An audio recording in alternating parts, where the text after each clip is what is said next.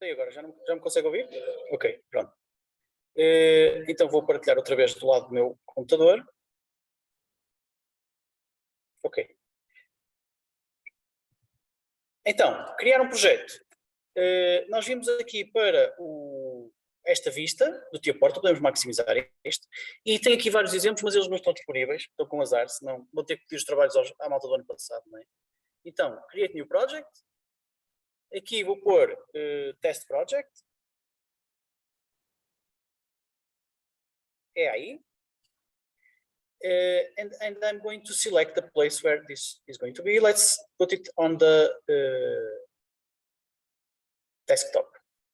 So this is version 16, blah, blah, blah, blah, blah, create.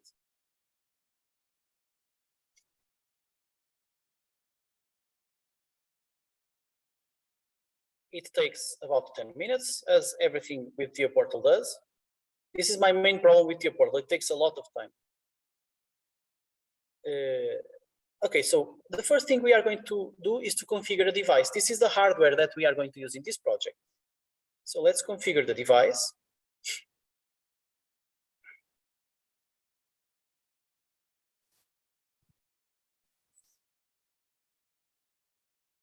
Add new device. Okay, so for the controllers, these are the PLCs. We have to search for the schematic. Let's see. It's here. So CPU 12C. In your case, it's 1214C, no? This is a different CPU, I think. 1214C, no, right? Okay. So controllers, schematic S7 CPU, and then 1214C ACDC RLY. Okay, so I'm just following what it says in the PLC, and then it is one of these three. I never know which, so I go to the PDF, and it says it's the third option. Okay. Oh, actually, it's also written on the bottom, but it's the third option. Be careful about this part. This is critical. I always have people saying, "Oh, I don't find the function blah blah blah," and then we spend half an hour looking why, and the problem was here because they are saying we are using a different PLC. So be careful about selecting the proper PLC. So let's put this PLC on our project.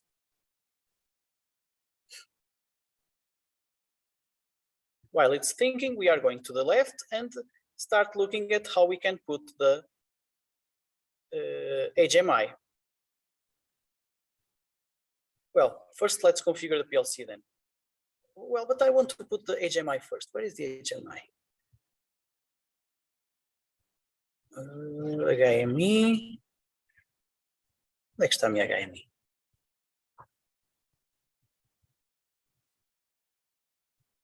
Okay, so this part is about the HMI. So we are going to create our project with all the hardware, first the PLC and also the HMI, and only afterwards we are going to configure the PLC. So now that Tia Portal already has a PLC, we are going to add a new device. So we go here to our, this is called a project tree. We are going to add a new device. And this is going to be an HMI. I think it's a schematic basic panel with a 7-inch display. And I think this is a portrait, but I'm going to check. So this is, let me zoom in. No. Zoom in, how do we zoom in? View. Here. Zoom in, Control Alt my.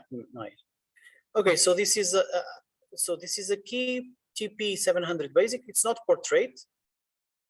Yeah, portrait is like this, like a picture. So it's the other one, it's landscape.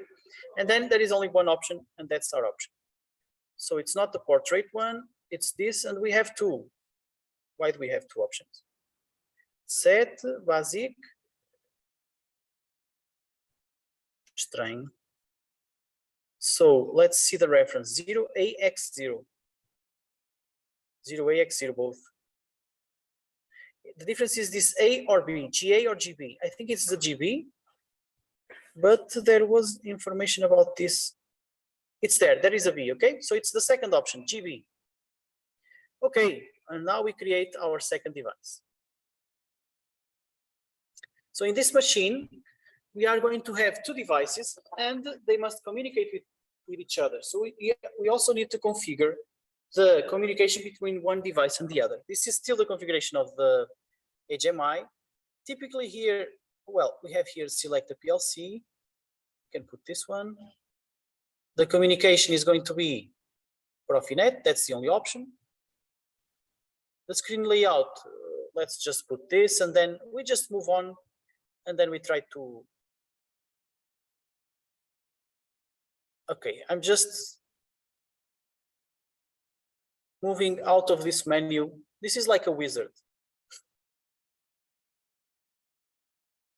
Okay, so now let's take a look at our project in terms of devices and networks. So if you go here, you can see that we have a PLC which is connected to the HMI through a PNIE connection, which is a Profinet connection. Okay, you can actually delete this one, for example. If you select and then delete, the connection is lost. And then if you want to reconnect, because sometimes you didn't use the wizard to say that there was this connection, you go and you pick up the green part, the connection port, from one place, and you connect it to the other. Okay. Now, after this, we need to configure our PLC. And why do we need to configure the PLC? Because we have a lot of PLCs in this room. So how do we... Agora está grande demais. Okay.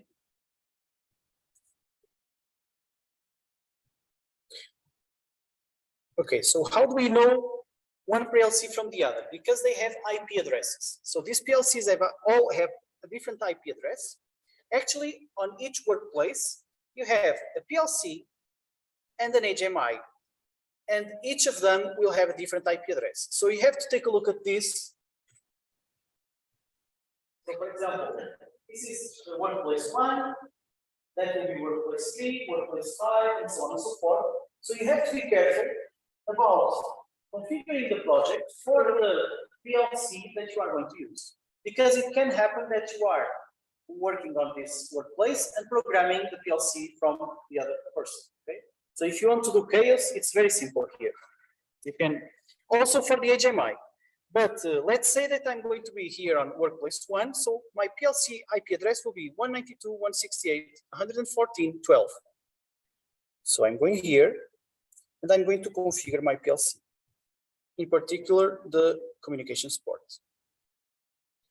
Okay, so it says here the Ethernet addresses. I can put the proper Ethernet addresses. It is 114.12. Okay, 114 and 12, and the subnet mask was 255, 255, 255. Okay, so this is done in terms of configuration of the PLC, in terms of communication.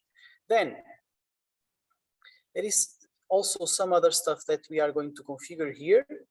I don't remember. It says here. Okay, so first the IP address. We already did it, the IP address.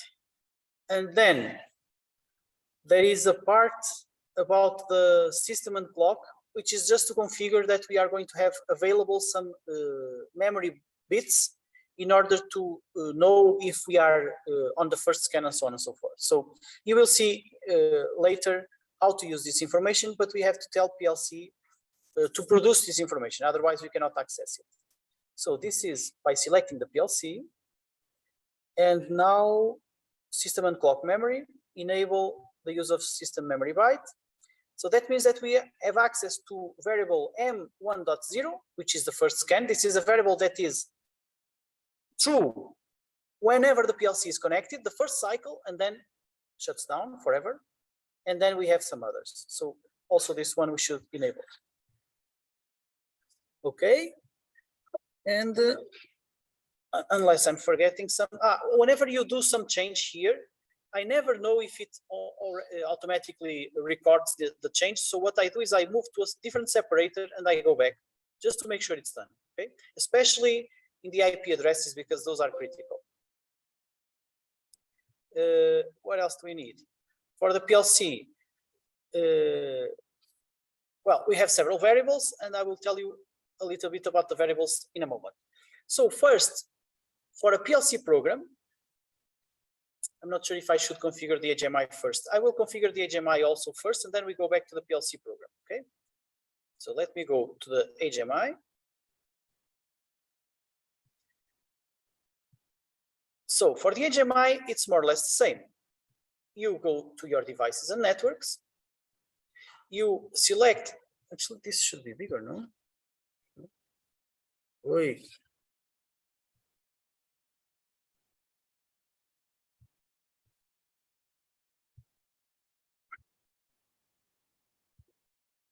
Okay, está difícil. Okay, so you go to the HMI, you select the communications port, you double click it. Well, double click the communications port, and you have several options.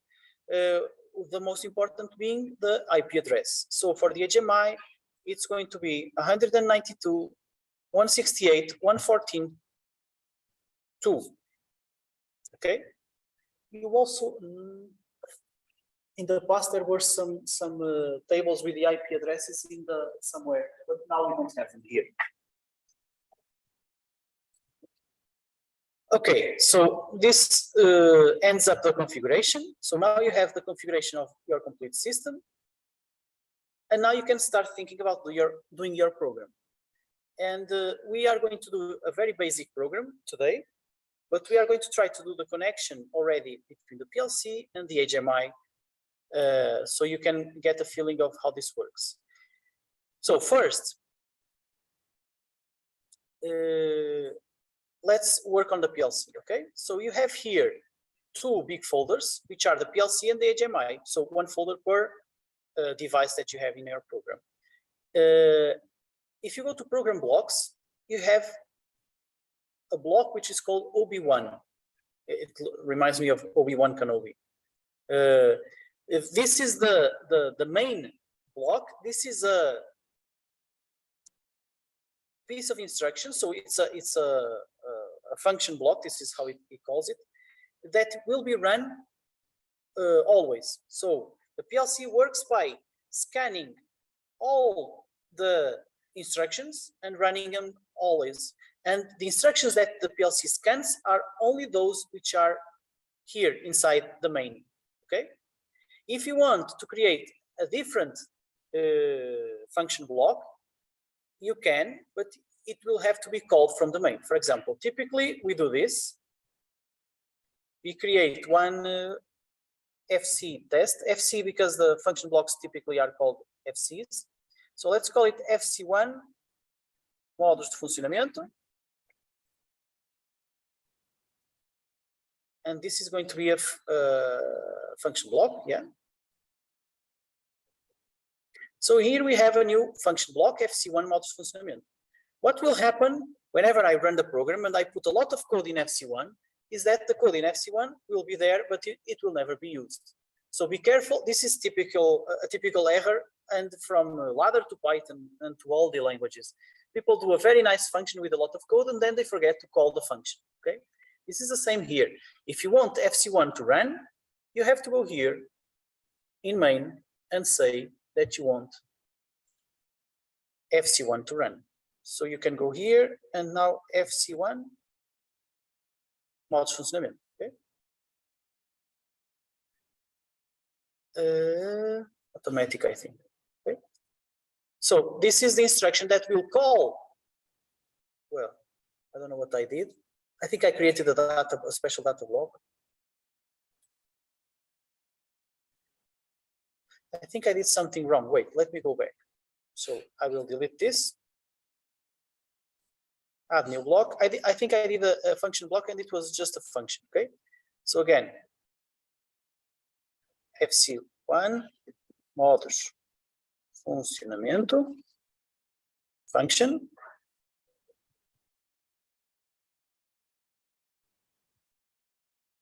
Okay, and now again the same.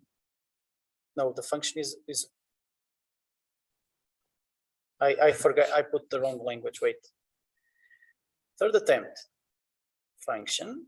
It is going to be on ladder, and it is going to be called FC1 modus funcionamento function. Okay.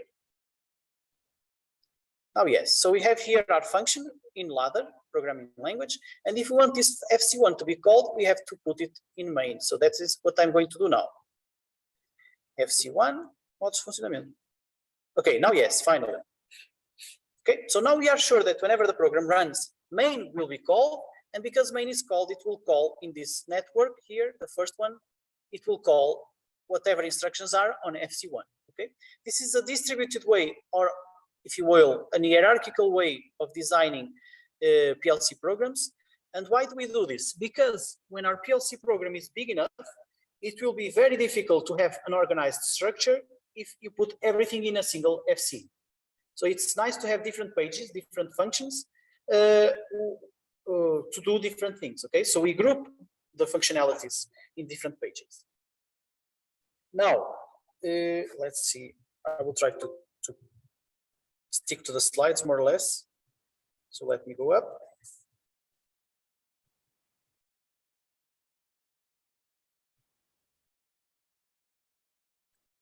Okay, so this is the what I was telling you about the OB1 Kenobi.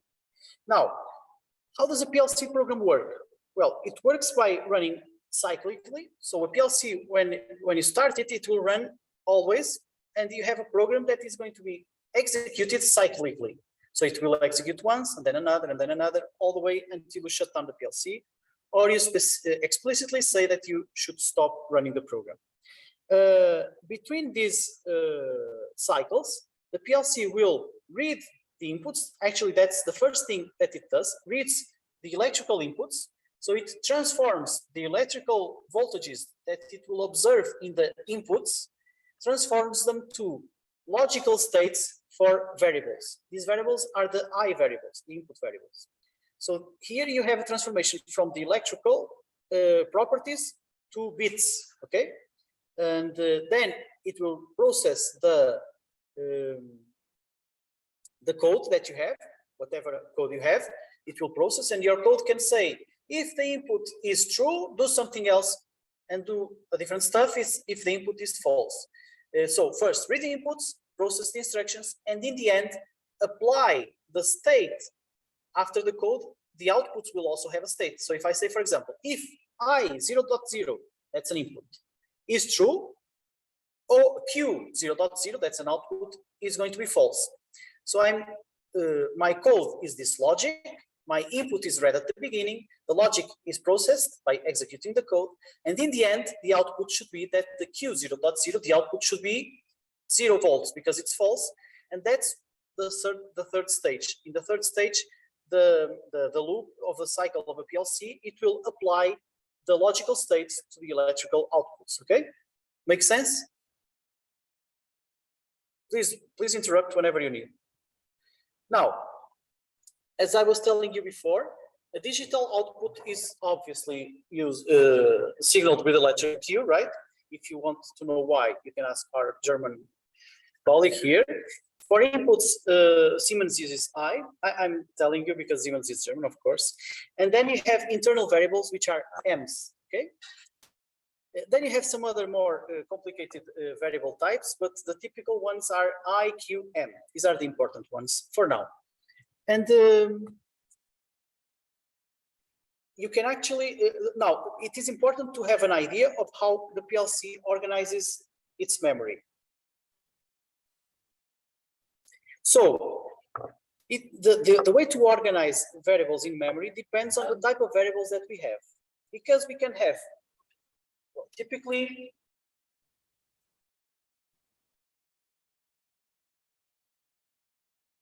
for PLC programming, we typically use Boolean variables. Boolean. You have experience in programming, so probably you all know about this. But Booleans are either true or false. So this can only be either 1 or 0. So that means that it's enough to have a single bit to store this information. So Booleans are represented by a bit. I hope you know the difference between a bit and a byte. So the memory of a computer, the PLC as well, is organized into sets of 8 bits, 4, 5, 6, 7, 8, I think, no? 5, yeah. So this is a byte, and each of these positions is a bit. So a bit will have either a 0 or a 1 inside, and the byte will contain 8 bits. So if you do the math, it will contain 2 to the power of 8 possibilities. That means from 0, well, actually, better like this, from 0 to 255 integer numbers, okay? So 256 possibilities. Depending on the variables, you may want a Boolean or, for example, an integer variable. Int 8 means it's an integer with 8 bits, so it will have 256 different positions. I'm not sure if this one exists in the portal, but you have some others that exist. For example, an int 16, something like this. Okay, an int 16 is an integer with 2 bytes, and if you have 2 bytes, you have an additional byte here. And the combination of both will result in 2 to the power of 16 possibilities, which I think is 16,000, something like this. I'm not sure. We have to do the math. Okay. So just the idea here is that I want to pass to you is that the amount of memory that we need is directly related to the type of variable that we are using, and therefore the number of possibilities that we need to store for this variable. For example, if I'm storing if the door is open or not, door open, second possibility closed. This is a Boolean variable. If I'm storing the temperature in this room, it can be 20, 21, 22, blah, blah, blah, blah, blah, and it can also have 21.1, 21.2, so it can have float numbers. In this case, it would be floating point type, a float type. So the type of greatness that we are trying to encode will determine the variable and therefore the amount of memory that we are going to need. In this case, we are typically using Boolean stuff. Why? The electrical inputs that I was telling you about and also the electrical outputs are digital inputs and outputs. What does it mean, digital? Digital means that you have a single digit, so it's either 0 or 1. So these inputs will only understand 0 volts, and they put the corresponding variable to false, or 24 volts, and they put the corresponding variable to true. What if there is 16 volts there instead of 0 or 24? Well, there is a threshold line, it will pass them to, so 20, I think it's 24 divided by 2, this line. I'm not sure, depends on the technology. But the information that we are gathering from the outside, from our digital inputs, is Boolean. The information that we are going to output is also Boolean because these are digital outputs, okay? So we are also going to use Boolean stuff. And that's why we have here this way of Siemens. So Siemens now does the following. So there was a memory byte like this, which is called I0. So I0 is the byte from the set of the type of memory input. So this I0 will contain all your inputs. But you have inputs, you have inputs 0, if you look at the PLC, 0, 1 up to 7. And this will be this part here. So this will be input 0, input 1, input 2, 3, 4, 5, 6, and 7.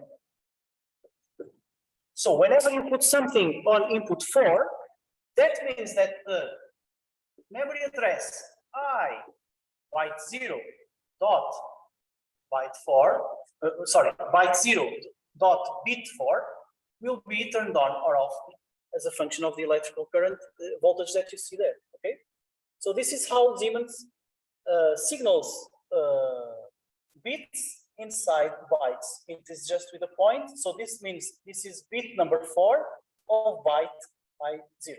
Okay. And you can use exactly the same logic to, for example, suppose that you want to change the electrical current of output 5. That would be Q 0.5. Okay. So typically what we do is we create variables, and we will see how in a moment, which are going to be variables associated with these memory addresses. So let's call in my first variable, and I'm going to say that in is located in its memory address. And I'm going to call a second variable, let's call it out.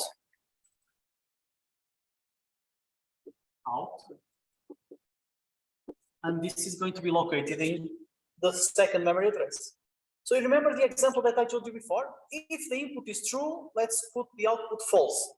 That would be our code. So our code would just have to do something like this. It has a ladder, and it would say something. If this is a contact relay, so it just tests if the variable is true. So I'm just going to say if variable in is false, that's why I put the negative there. And this is going to be variable in. So if variable in is false, then what will happen is that I'm going to turn on, this is a coil. So this symbol is a test, tests if variable in is not true because of the dash, okay? And this is a coil, this doesn't test, this operates. So this puts variable out to true. So if in is not true, put out to true. So this is a simple ladder program to do exactly what we talked about before, okay? So how will this work? You have your PLC. Your PLC will have here the I 0.4, and here it will have the Q, percentage Q 0.5.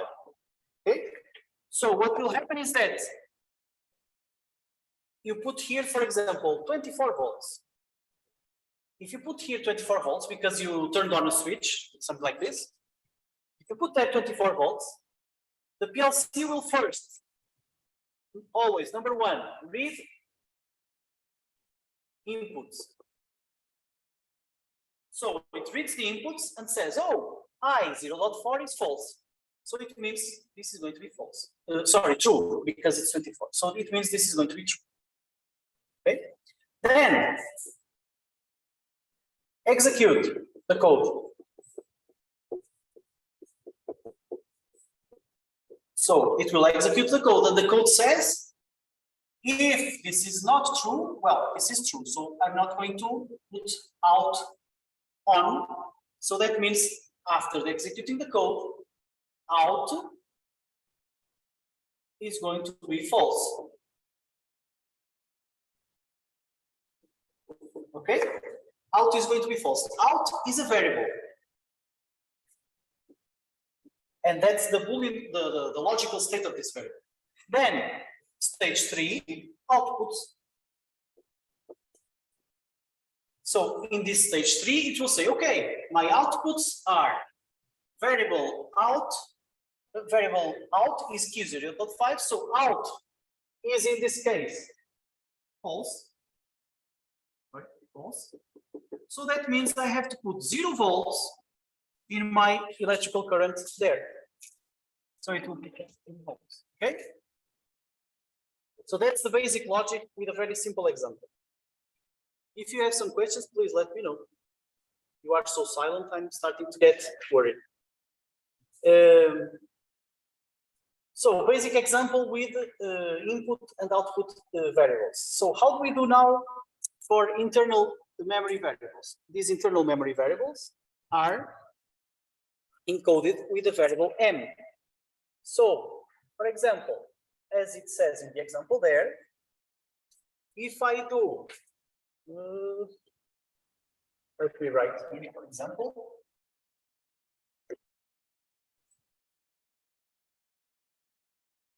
If I do percentage M10, that means it's the internal memory byte number 10, dot 7.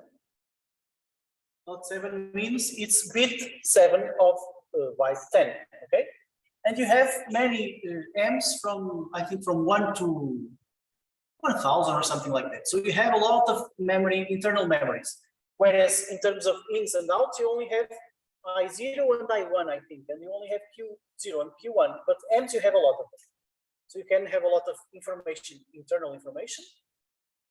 And this is how you decide how to store a specific memory address before storing one Boolean variable.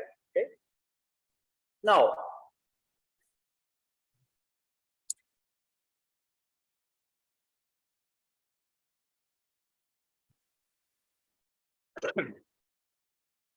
here you have some examples.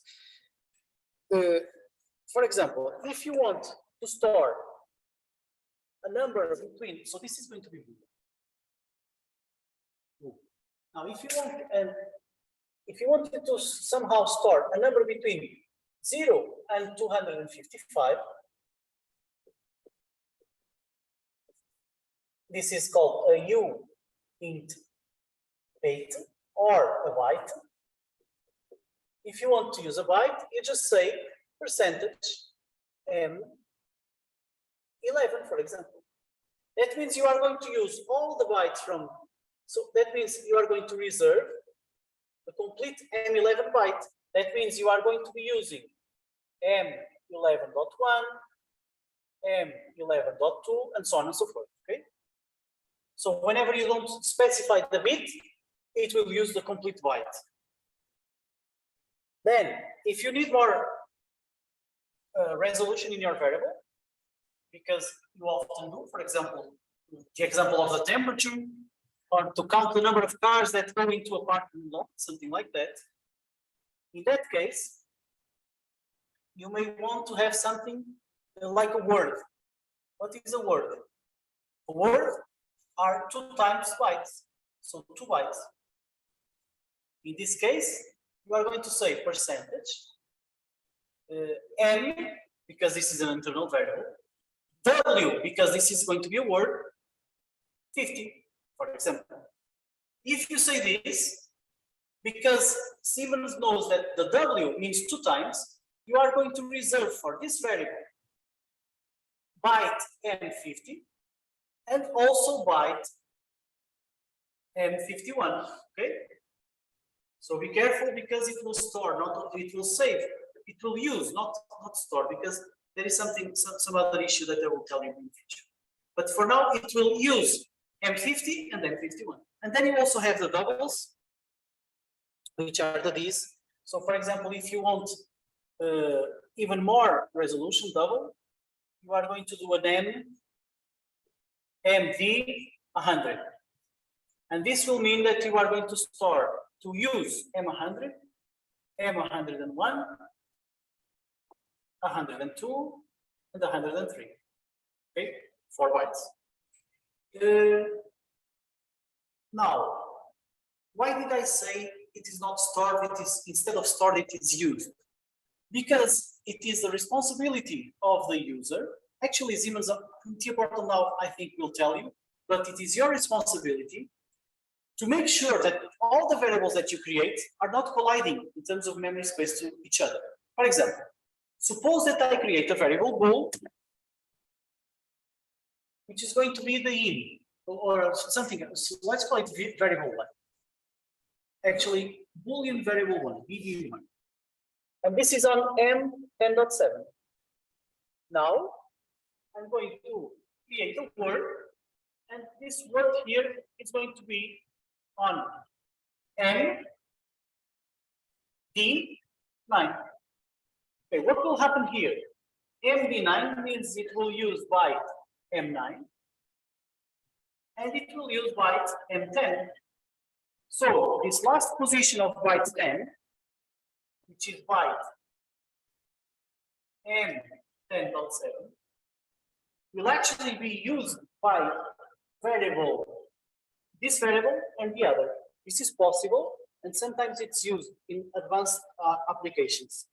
But in your case, since you are starting, this should never happen, okay? Because this will create most likely unintended effects. So you should be careful about not overlapping your variables, okay? And for that, you have to be careful because whenever you use a B, you are occupying 2 bytes. Whenever, not a B, sorry, this is a W for word. Whenever you use a B, you are occupying 4 bytes. A W is only 2. Okay. So then, okay, data blocks is not important now. So here you have all the types. You can read this with more care. So now let's create some variables in our program. Okay. So here in my modus funcionamento, that's the, okay, so I already did something wrong. So this network should be not in FC1, but in main. So I'm going to select it, Control X for cutting, go to OB1 and paste. Okay.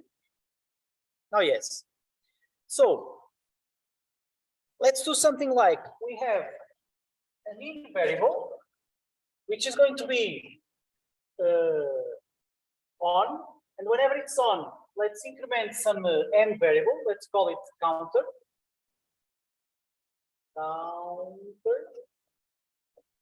So let's have a counter. Whenever this is on, the counter goes up.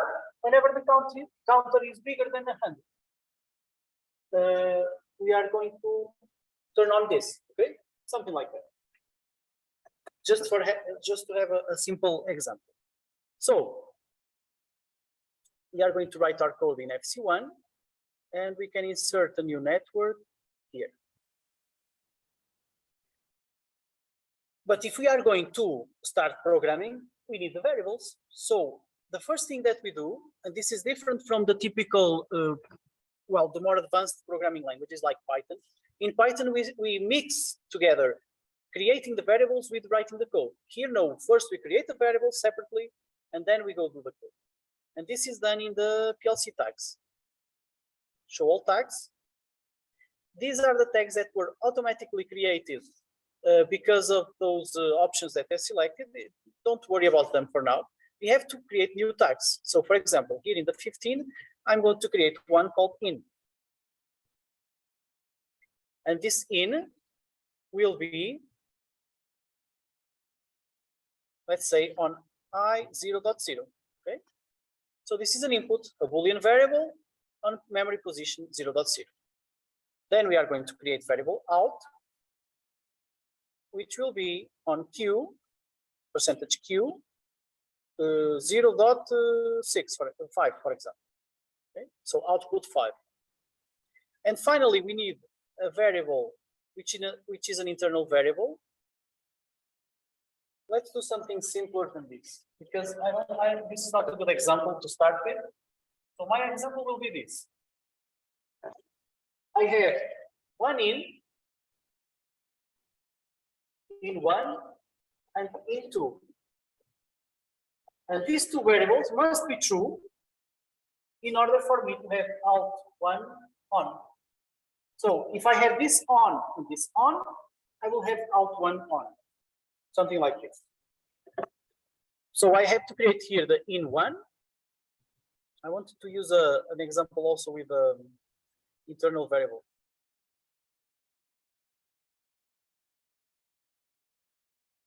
Okay, let's do it with 2. Okay. Here in 1, which will be on I0.0, and here we will have in 2. You see what Siemens is doing already? Tia Portal is telling you in yellow, be careful, these two collide. Okay. So I'm going to put this on a different bit. Then we could have, for example, some m variable. Okay, I'm going to put internal one, which is going to be my internal variable, and it's going to be on memory position M10.0, for example. Okay. So let's say that whenever these two are on, out one is on. Whenever these two are off, internal one is off. Is on. Internal one. So this will be disconnected whenever either one of these is true, and when these are both true, this will be on. Okay. So after we develop our variables, now we can write the code. So I'm going to my FC and say here, when to turn on out one.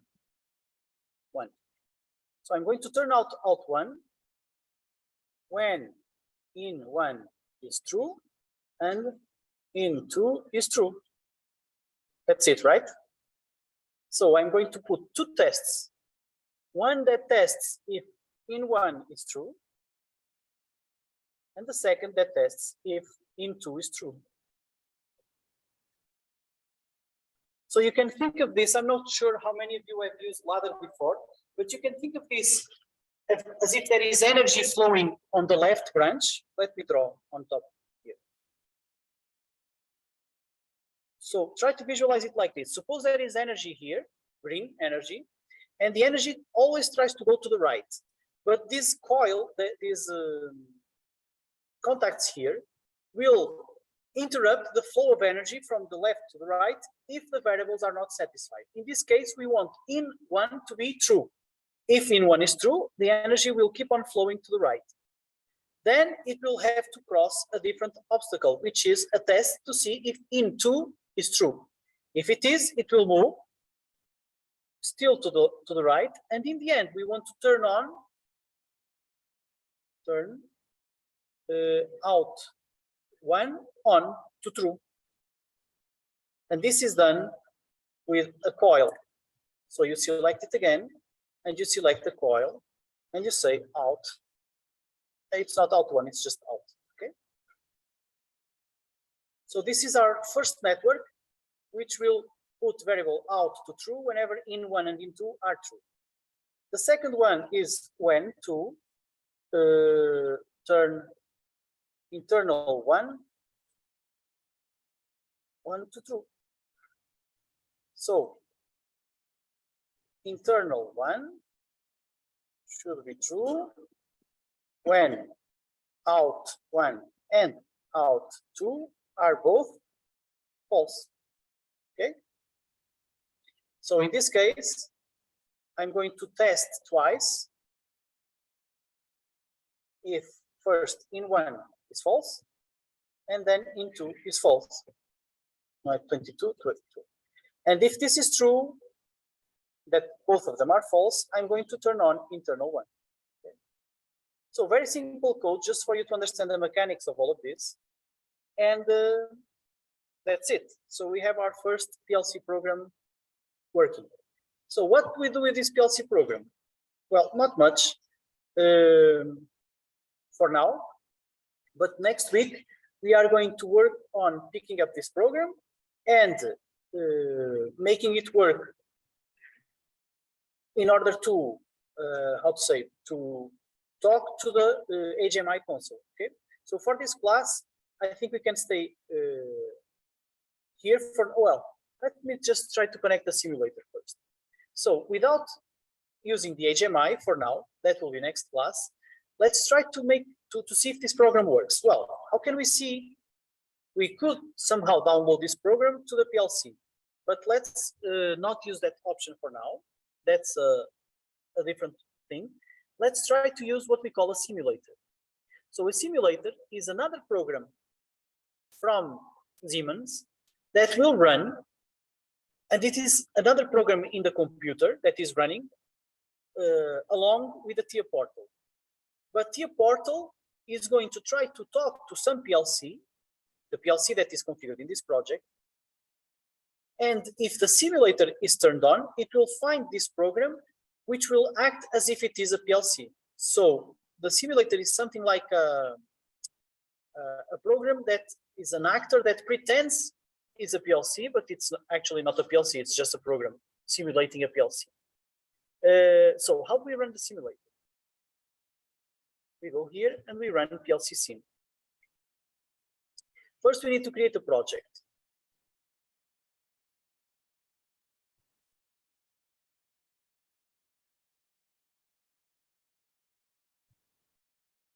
We wait 10 minutes, okay? Now, we have a project tree, and the first thing I think is to create, well, first of all, let me try to create a new project here. This is going to be the test sim EAI, okay? I'm going to put this also in my desktop.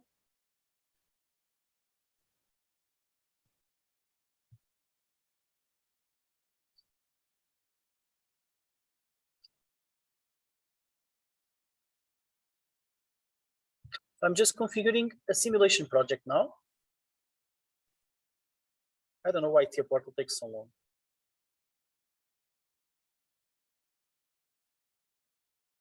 So many of you have used TIA Portal already. Who did use TIA Portal before? Can you raise your arm? And out of the ones that used it, who likes TIA Portal and who hates it? You hate it? You like it? Okay. And you?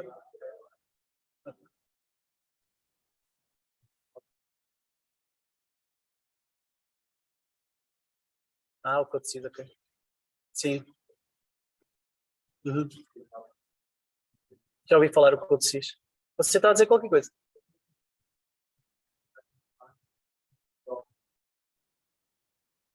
Pois, gosto mais. Pois, este aqui é muito chato em termos de utilização. Ok, so...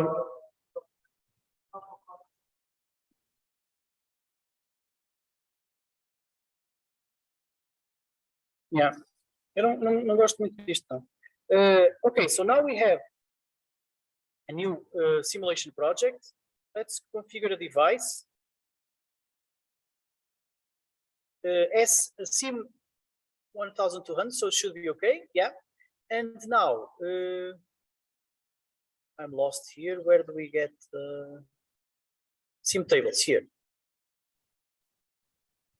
So here we are simulating, don't forget, but we can see the state of the variables.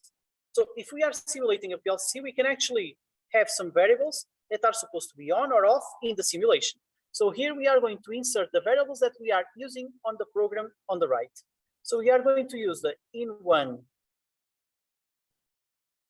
Wait, well, first let me connect. Okay, so first let me connect the PLC, so save project, okay. And now how do I execute this? Start CPU.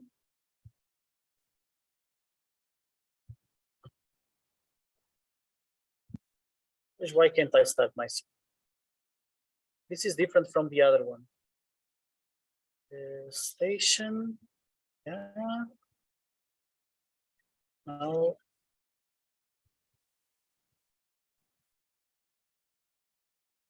That's strange. I don't know why I cannot start my CPU.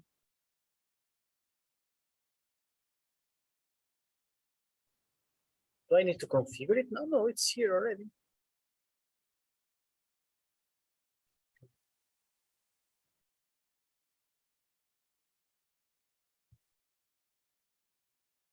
PLC powered off.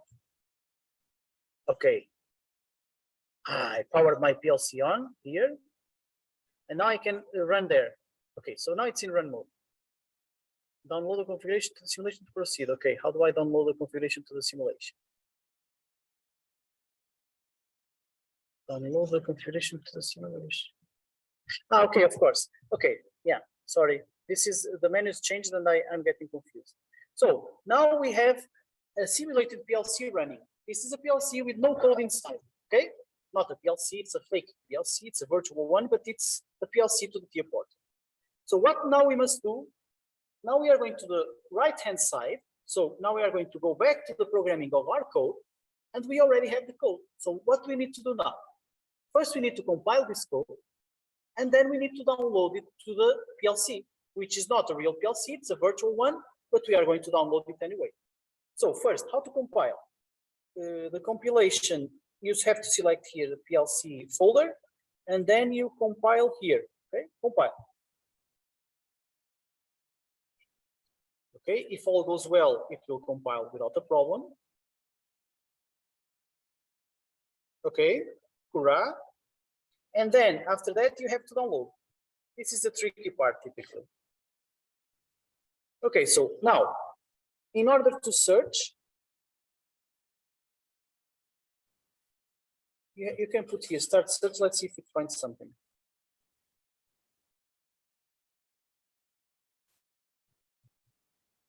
Okay, so you see here that it found something which is the PLC simulator, okay, because it was running already. Now it found the PLC simulator, so you just have to load your program there.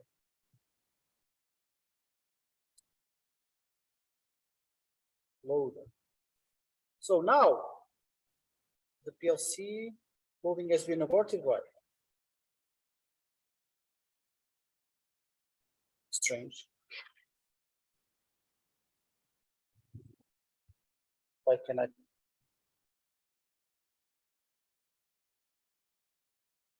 Main OB1 cannot be simulated. If the block is a library block, is a library cannot be simulated. That's true.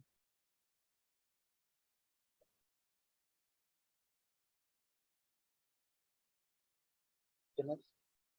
If the block is a library block.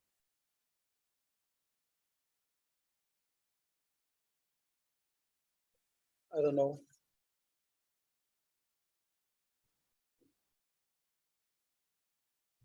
Let me try again.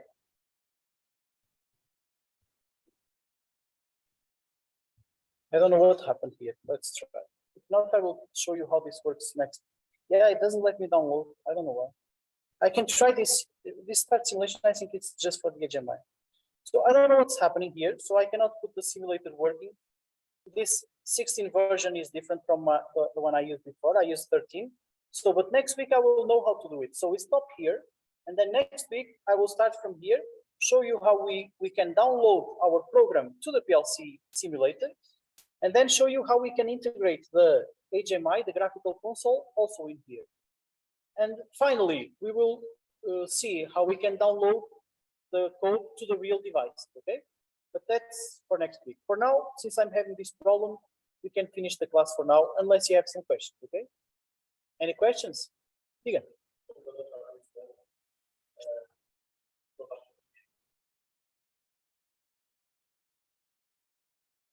Não, não.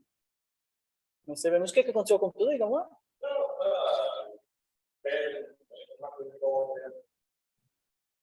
Pois,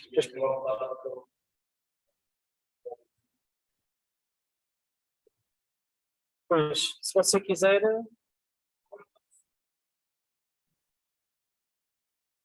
Mas é para ter a porta do V13. É para ter a porta do V16. Você pode ter aqui alguns truques. Portanto, esta parte aqui eu não vou continuar. Deixem-me só gravar para depois pôr isto a funcionar em casa. Não sei o que é que aconteceu aqui. Deixem-me só gravar aqui o projeto. E aqui também. Estranho. Não percebi esta.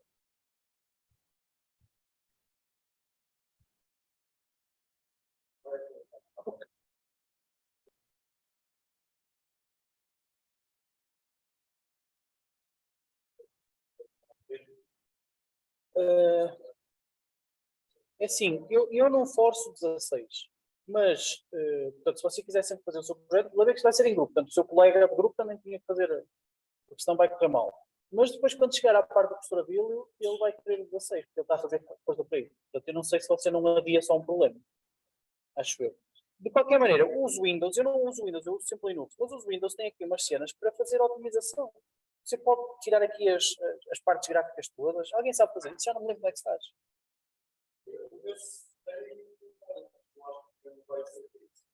Às vezes não faz muita diferença, mas alguma faz, sim.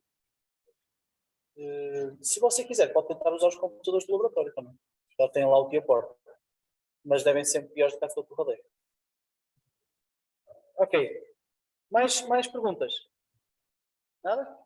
Ok, então hoje ficamos por aqui. So we stay here this week and we meet next week. Do you want to meet at 9 or at 9:30? What do you prefer? Sorry? It's the same. So you meet at 9:30. If you don't want to meet at 9, you can sleep half an hour more. Okay? See you next week then.